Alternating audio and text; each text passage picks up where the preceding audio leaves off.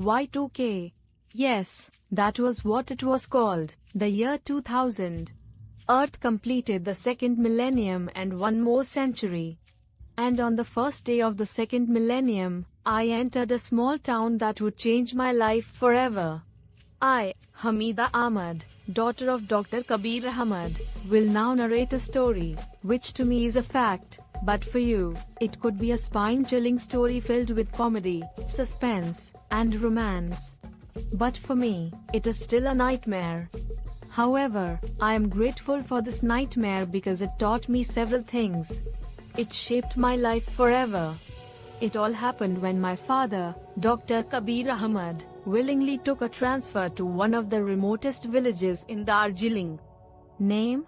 You don't need to know because it is not essential. I lost my mother in childbirth. Since then, my maternal grandparents have been taking care of me. It had been 7 years. My father used to come and meet me only on the holidays. I used to go on short trips with him. It was fun. I used to cherish every moment with him. But this time, things were different. On January 1st, 2000, my father came to meet my grandparents. That was the first time I saw him crying. He looked so helpless. I felt bad for him. "Please, Ma, let me take her with me this time," said my father. My grandmother didn't respond. Nor did my grandfather. My father continued with his plea. "Please, Papa. I know you have no reason to believe me. But give me a chance. Just one chance. That is all I need." My father stopped, getting no response from my grandparents. After a pause, he said, "Papa, she's my daughter. You can at least give me the rights of a father." Why he had to plead to take me with him is an answer I didn't know at that time. But thanks to my nightmare, I soon found out about it. But I will reveal that at the right time. Just remember that my grandparents eventually melted. They permitted me to move in with my father. But after my session ended in March, and on April 1st, I entered this new town in Darjeeling. It was Saturday. My father would attend work on Monday, so we had one day to set up everything. Our backs pained badly after crossing the rocky, bumpy road. But when we reached there, we saw the small yet cozy doctor's bungalow painted in white. The sills of the windows were beautiful and colorful. After all, the windows were adorned by beautiful plants bearing colorful flowers. There was some vacant land where lychees, melons, and other trees grew. A man in his mid-50s came running when he saw the red Alto coming. He was wearing a white dhoti and a white vest. However, his dark, metallic, well-built body did not complement his childish, innocent face. "Come in, Babu, come in," he said, greeting my father. My father smiled and said, "So, you are Pardesiya, the caretaker of this place?" "Yes, Babu. Please come in." He looked at me and smiled. "Come, baby. Get fresh and fill your tummy first. Then we will both play. See, we have a big garden. It is the best place to play hide and seek." "That's awesome." I clapped joyfully. After all, I love playing hide and seek. So, I was jumping with joy to see such vacant land. I can run here all day because it has many places to explore unknown things. I tightly held my father's arm and said, "Dad, let's go. We need to get freshened up quickly." My father smirked. "I heard someone becomes laid back enough when she has to change." I whined, "Dad, please." My dad laughed, and we entered the bungalow. The bungalow was superb, with 3 big rooms, 1 kitchen, and 1 big veranda with all the beautiful flowering plants. But what was weird was the bathroom. It was not attached, like the one I had at my grandparents' place. It was a bit far. Indeed, it was a mysterious place for me, and I liked it. After changing, I was famished. Pardesiya served us hot puri and vegetable curry. We were starving, so we just attacked the food. But someone interrupted our session. The doorbell rang. You eat. I will go and check. Pardesya went to open the door. Pardesya, I see your Dr. Babu has arrived, we heard a voice. It was a woman. We had already finished eating, so we went to see who had come. Coming to the door, we saw a middle-aged woman in her mid-30s or early 40s. She was fair-looking, not very tall, and her face had a charming elegance. She wore a black cotton sari. Her hands held a lunchbox. It seemed the 3 to 4 containers contained some delicious food. I could smell them. But what I saw first was a young boy.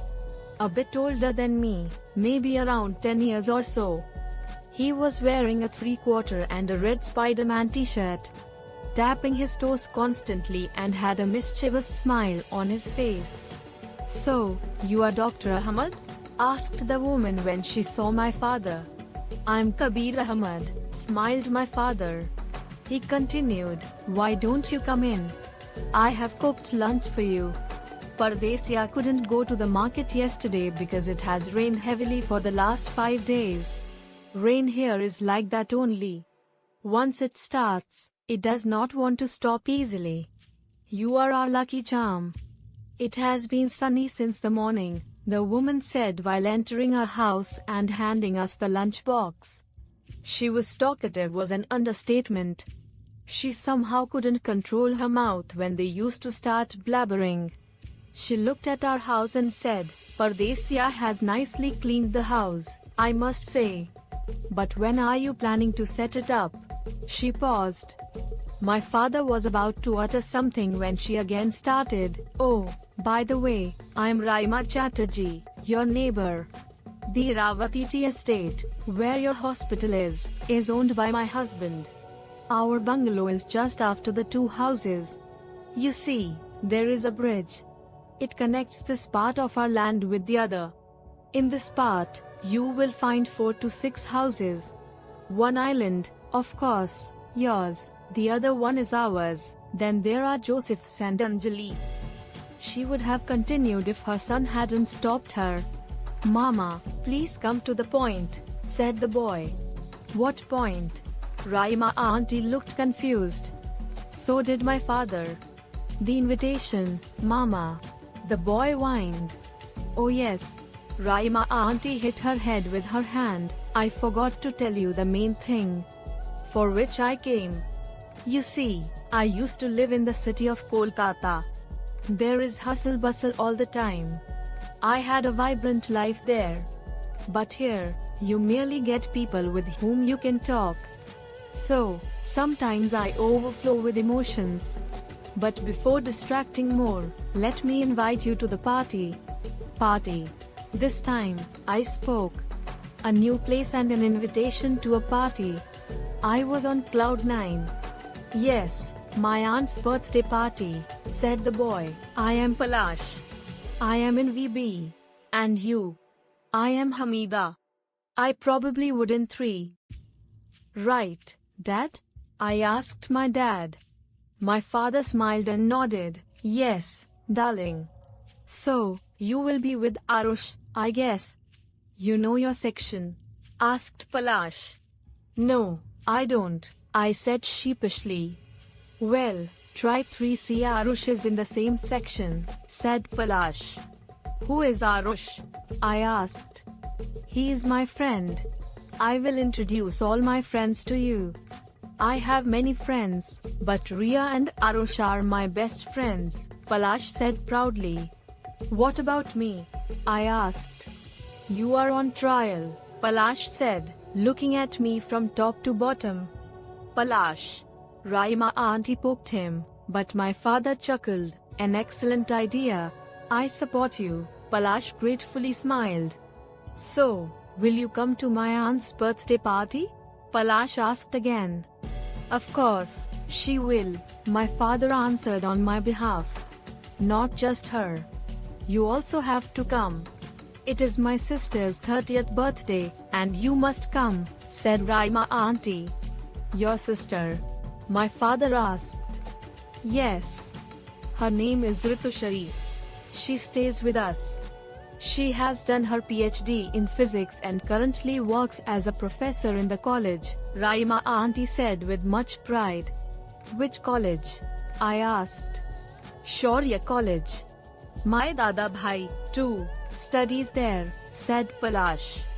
Who is Dada Bhai? I asked again. My elder son, Pallav, this time, Raima auntie replied.